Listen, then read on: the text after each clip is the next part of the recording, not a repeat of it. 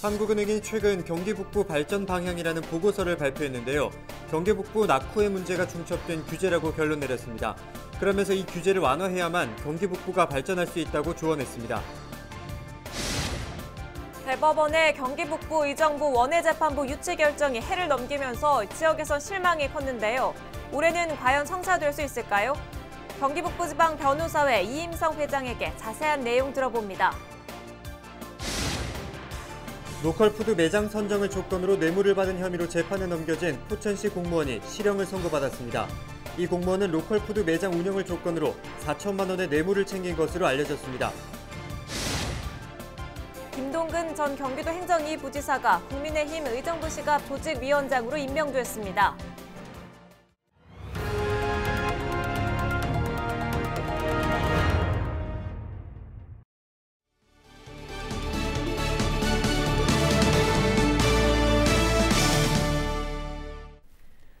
여러분 안녕하십니까? 헬로티비 나라뉴스입니다. 경기 북부의 낙후 문제는 어제 오늘의 문제가 아닙니다. 한국은행이 이 문제의 원인을 진단했는데요.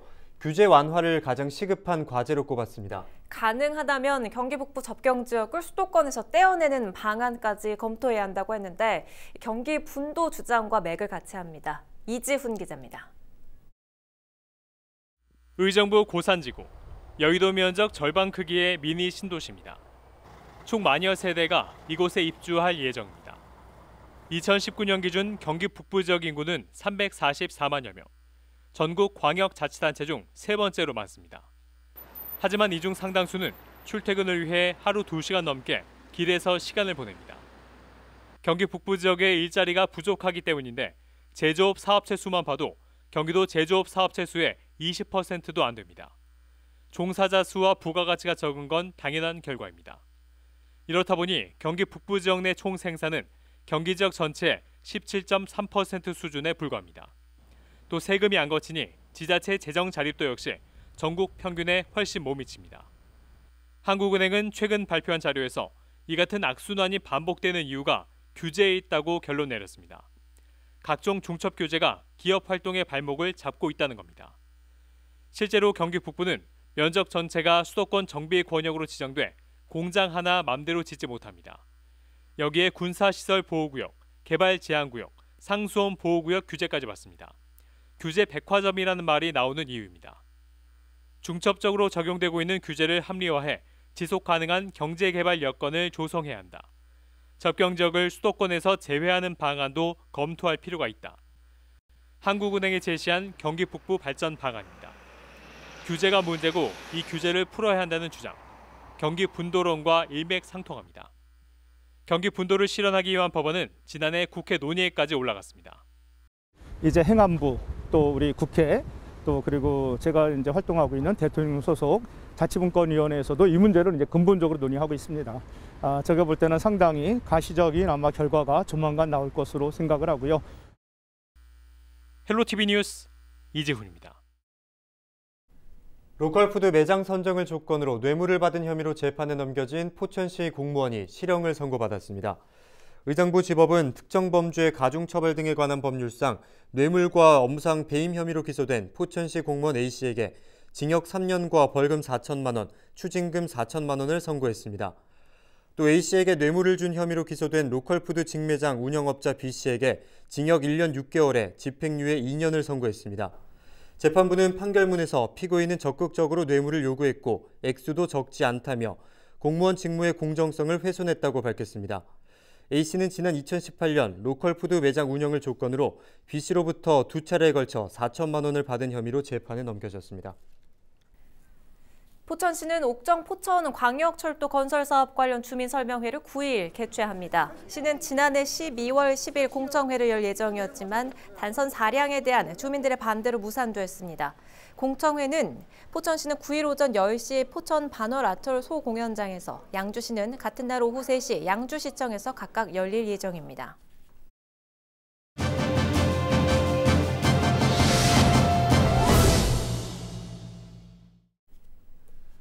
대법원의 경기 북부 의정부 원외재판부 유치 결정이 해를 넘기면서 지역의 실망이 컸는데요.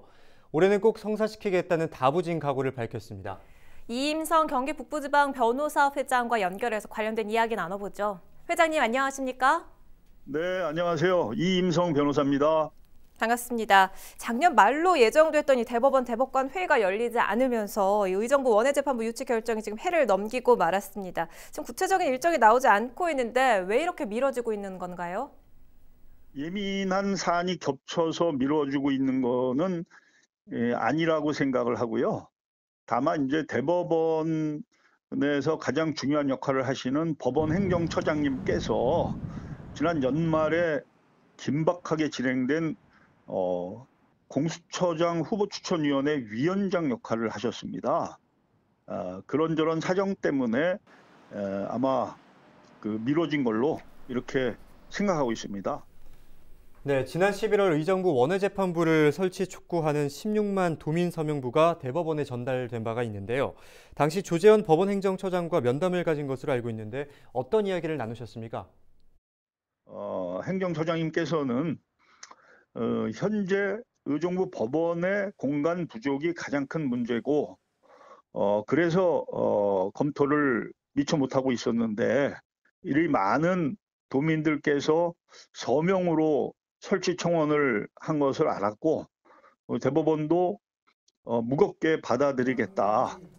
최대한 적극적인 이 검토를 하겠다. 곧 설치가 되는 쪽으로 검토를 하겠다. 이렇게 말씀을 하셨습니다.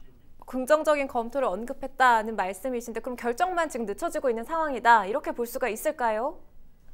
결정이 좀 늦어지고 있는 것뿐이라고 생각을 합니다. 올해 3월부터는 울산지방법원에 부산고등법원 원외재판부가 설치가 됩니다. 그렇다면 전국에 있는 지방법원 단위에서 고등법원 또는 고등법원 원외재판부가 없는 유일한 지역이 우리 경기 북부가 됩니다.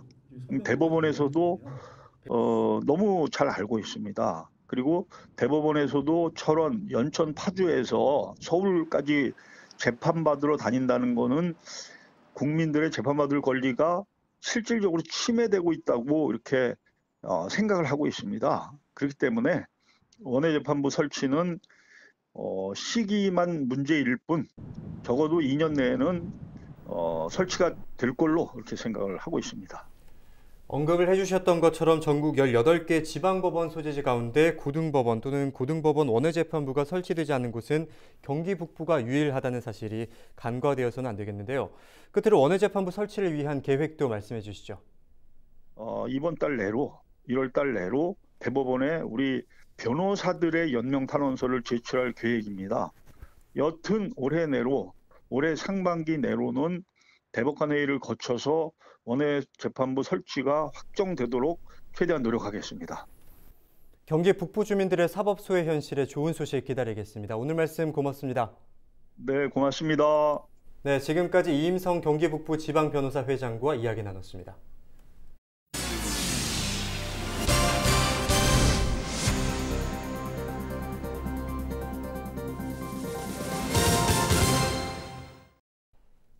김동근 전 경기도 행정 2부 지사가 국민의힘 의정부시 앞 조직위원장으로 임명됐습니다. 김동근 위원장은 행정고시 35회로 공직에 입문해 경기도 행정 2부 지사와 의정부시 부시장, 경기도 기획조정실장, 수원시 제1부시장을 역임했습니다. 김 위원장은 흩어진 의정부시 보수의 힘을 한 곳으로 모아 다가오는 선거에서 할 수 있는 역할을 다하겠다고 밝혔습니다.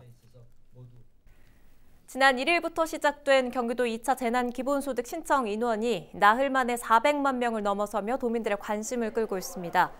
경기도는 재난기본소득 신청자가 4일 0시 기준 432만 명에 달해 전체 도민의 32.2%를 기록했다고 밝혔습니다.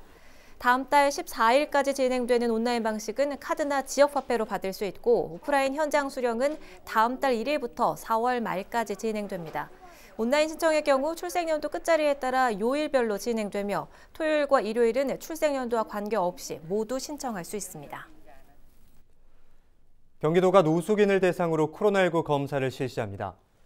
오는 8일부터 25일까지 실시되는 이번 검사는 노숙인 339명을 대상으로 1차와 2차로 나눠서 진행됩니다.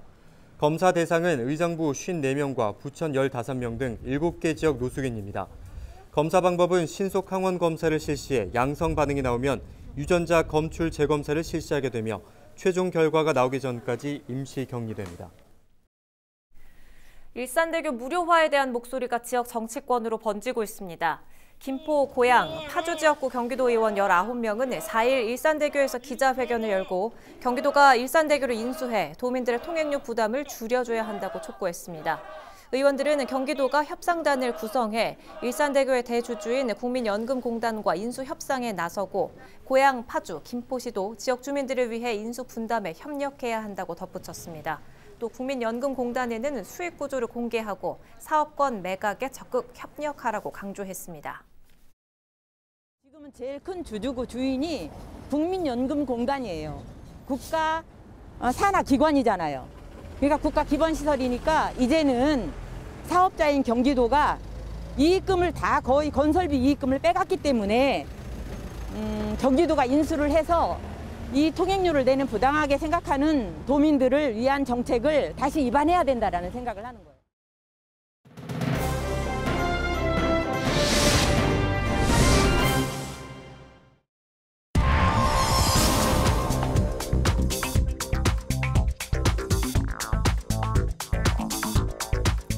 홈페이지에 접속하는데 대기 시간이 무려 7시간이나 걸린다. 왠지 아이돌 콘서트 티켓 예매 경쟁 아닐까 싶으실 텐데요. 다름 아닌 경기도청 홈페이지입니다. 이 경기도가 2차 재난기본소득을 온라인으로 접수받자 첫날에 너무 많은 접속자가 몰리다 보니 이런 현상이 일어난 겁니다. 이렇게 경기도처럼 설 연휴를 앞두고 전국 지자체들이 재난지원금 지급에 속도를 내고 있습니다.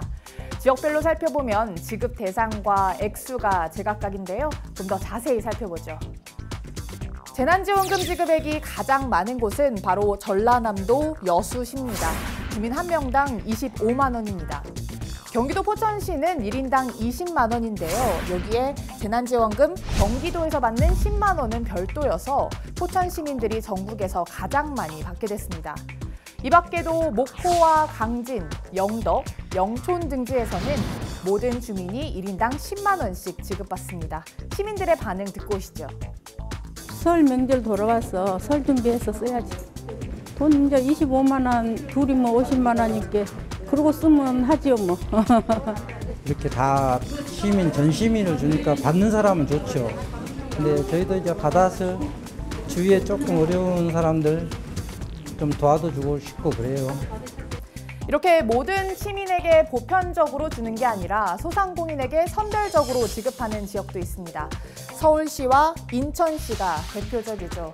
물론 모든 주민에게 주게 되면 소비를 진작시켜서 자영업자에게 도움이 된다라는 시각도 있지만요. 실제로는 그 효과가 미미하다는 점에서 선별 지원에 나선 겁니다. 실제 연구 결과도 있습니다. 지난해 1인당 100만 원의 재난지원금을 줬더니 추가 소비로 불과 25에서 35만 원의 지출이 있었다라는 분석 결과가 있는 겁니다. 소상공인 입장에서는 더 우리한테 그게 도움이 되니까 좋은 거죠. 장사도 옛날만큼 되지도 않잖아요, 지금. 지급하는 방식에도 차이가 있습니다.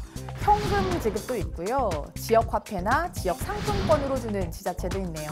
아니면 조금 독특한 방식인데 65세 미만에게는 선불카드나 상품권을 주고 65세 이상에게는 현금을 주는 지자체도 있습니다.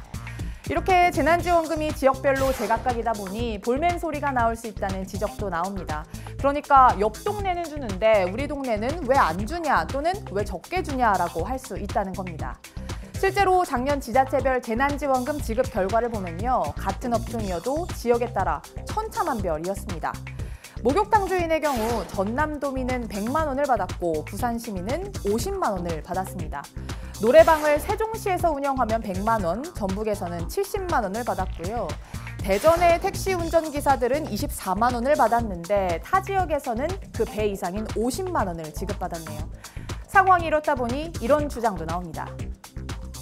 정부 차원에서 좀 가이드라인을 명확하고 구체적으로 만들면 지역별 편차보다는 전 국민에게 지원해 주는 것이 좋다고 보고요. 지역별 경쟁처럼 돼버린 재난지원금 이대로 괜찮을까요? 여러분은 어떻게 생각하십니까? 헬로티비 브리핑이었습니다. 뉴스를 마칩니다. 고맙습니다.